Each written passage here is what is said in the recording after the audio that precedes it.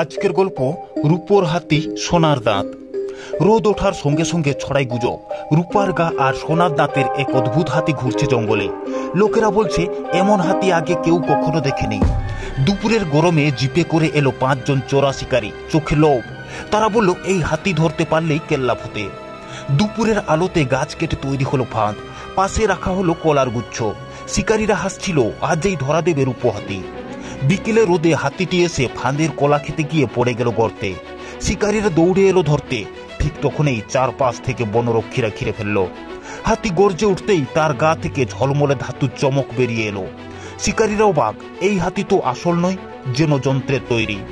রোদে ঘামতে ঘামতে সব শিকারীকে ধরে ফেলল বন বিভাগ। অফিসার বললেন, এই হাতি রোবট, তোমাদের ধরার জন্যই আমরা তৈরি করেছিলাম। দুপুরে গ্রামে ফিরে এলো রক্ষীরা, সঙ্গে হাত কড়া পরা শিকারীরা।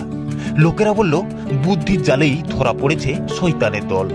বুদ্ধি থাকলে মিথ্যাও ফাঁস হয়ে যায়।